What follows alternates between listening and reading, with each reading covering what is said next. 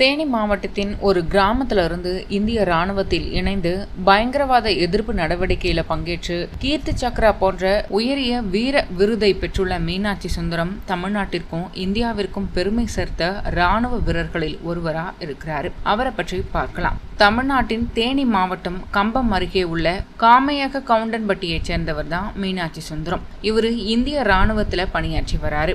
இந்திய ராணுவத்தின் பயங்கரவாத எதிர்ப்பு நடவடிக்கைகள்ல முக்கிய பங்கு வகிக்கும் 34வது ராஷ்டிரிய ரைபிள்ஸ் படைப்பிரிவுல சேவையாற்றிட்டு வராரு. 2024ஆம் ஆண்டு டிசம்பர் 19ஆம் தேதி ஜம்மு காஷ்மீரின் குல்காம் மாவட்டத்தில் பயங்கரவாதிகள் பதுங்கி இருப்பதாக இந்திய ராணுவத்திற்கு தகவல் கிடைத்தது. இதையடுத்து 34வது ராஷ்டிரிய ரைபிள்ஸ் படைப்பிரிவு அந்த பகுதியில் தேடுதல் மற்றும் எதிர்ப்பு நடவடிக்கையில ஈடுபட்டது.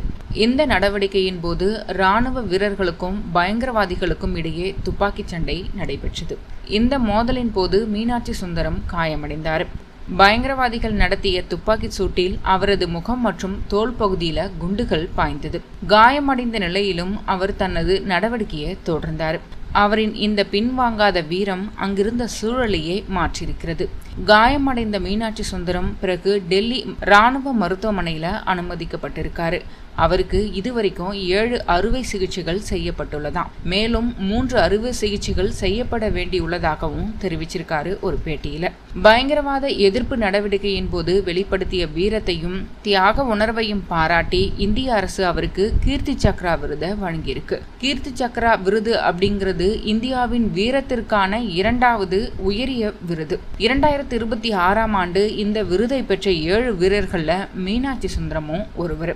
கடந்த ஜூன் 8ஆம் தேதி டெல்லியில உள்ள குடியரசுத் தலைவர் மாளிகையில் நடைபெற்ற பாதுகாப்புத்துறை விருது வழங்கும் விழாவில் இந்திய குடியரசுத் தலைவர் திரௌபதி முர்மு மீனாட்சி சுந்தரத்திற்கு கீர்த்தி சக்ரா விருதை வழங்கி கௌரவித்திருந்தாங்க.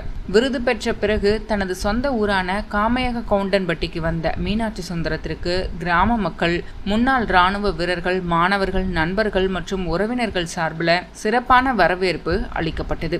அவருக்கு மலர் தூவி பூங்கொத்துகள் வழங்கி வாழ்த்துகளும் தெரிவிக்கப்பட்டிருந்தது. இந்த நிகழ்வை தொடர்ந்து ஜூன் 15ஆன இன்று சென்னை தலைமைச் செயலகத்தில் நடைபெற்ற நிகழ்ச்சியில தமிழக முதல்வர் சி. ஜோசப் விஜய் மீனாட்சி சுந்தரத்தையும் அவரது குடும்பத்தினரையும் சந்தித்து பாராட்டினார்.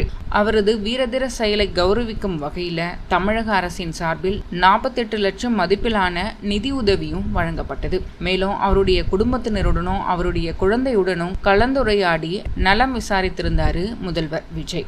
விருது பெற்ற பிறகு பேசிய மீனாட்சி சுந்தரம் நாட்டிற்காக செய்த சேவைக்கு கிடைத்த அங்கீகாரமா கீர்த்தி சக்ரா விருதை கருதுவதாகவும் இந்திய இளைஞர்கள் நாட்டிற்காக சேவை செய்ய முன்வர வேண்டும் என்றும் தெரிவித்திருந்தார் அப்படிங்கிறது குறிப்பிடத்தக்கது.